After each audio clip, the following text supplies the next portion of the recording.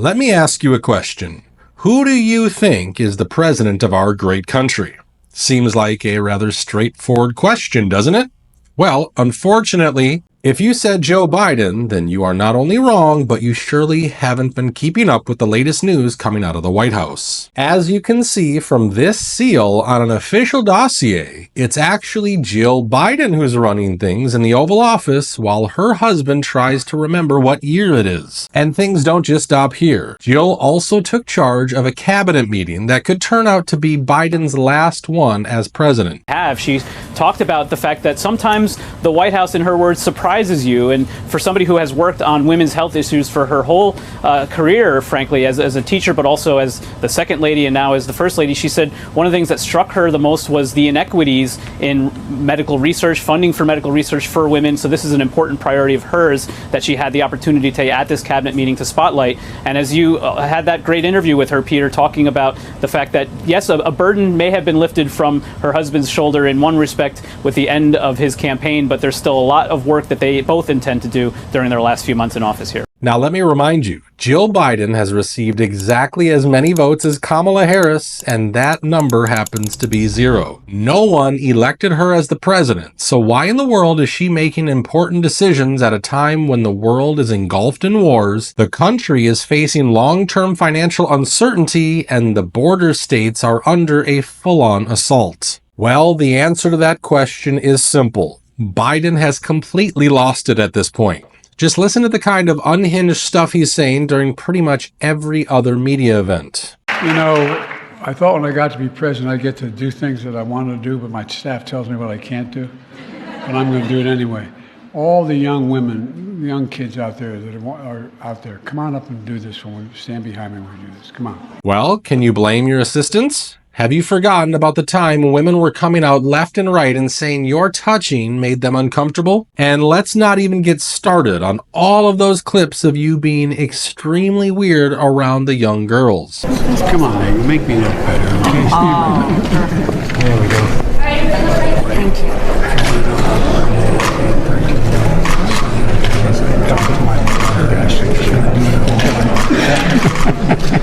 I know this ain't a one-man sport. No, it's not. Come on, it's going to hurt your reputation, man.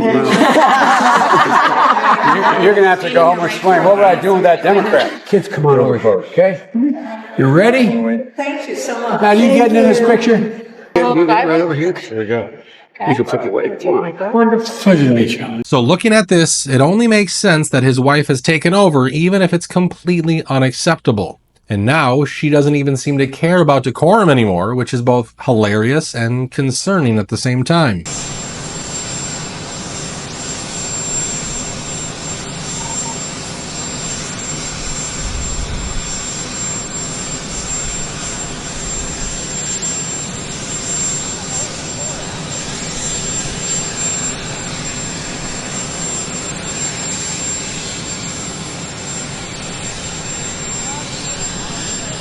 And it was only a few months ago the big media companies were telling us that this man was mentally fit enough for another 4 years in office. To go, but what about Biden? Do you believe he is fit to lead us for the next 4 years? Absolutely. Absolutely, because the first thing he did when I became his chief medical advisor, we had a conversation literally the first day saying we want to go with the evidence and the truth. And if we make a mistake, we correct it, but we've got to be honest with what's going on. Yeah. That was his first words to me. Now, moving on from Biden, let's talk about Ryan Ruth, who has now been officially charged with the attempted assassination of former President Donald Trump. They charged him with attempted assassination because his cell phone records show that he had waited outside the fence line of Trump's golf course for nearly 12 hours on September 15th. On top of that, the same phone records also confirm that he spent time casing both the golf course and Trump's Mar-a-Lago home. In his latest press briefing, Attorney General Merrick Garland had this to say about the case. The attempted assassination on the former president was a heinous act.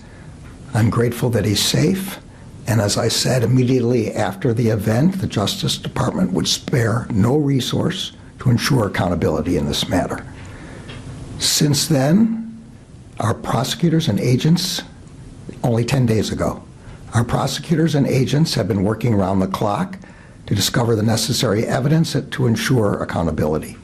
In just the last few days, New information was developed, and it was put in evidence in the court for the detention hearing, which was necessary to ensure in the short term that the defendant in the matter would not be released while the investigation continues. Now, this new evidence that the Attorney General is talking about includes a rather chilling letter that this maniac wrote sometime before the assassination attempt. In his letter, which is addressed to the entire world, he says, "This was an assassination attempt on Donald Trump, but I failed you. I tried my best and gave it all the gumption I could muster.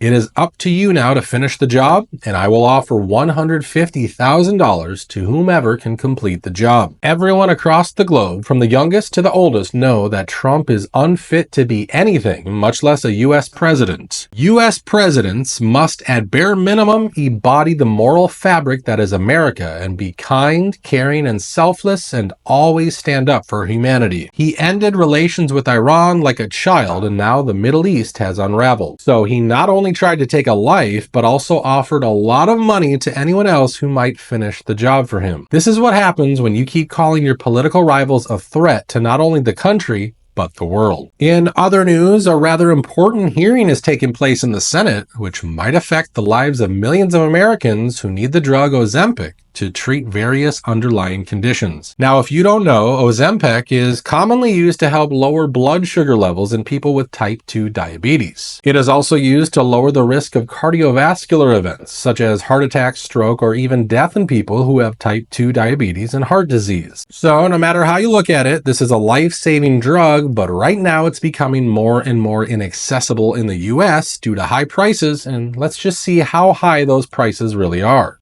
Behind me, which shows that Novo Nordisk's diabetes drug, Ozempic, is sold in Canada for $155, in Denmark for $122, in France for $71, and in Germany for $59.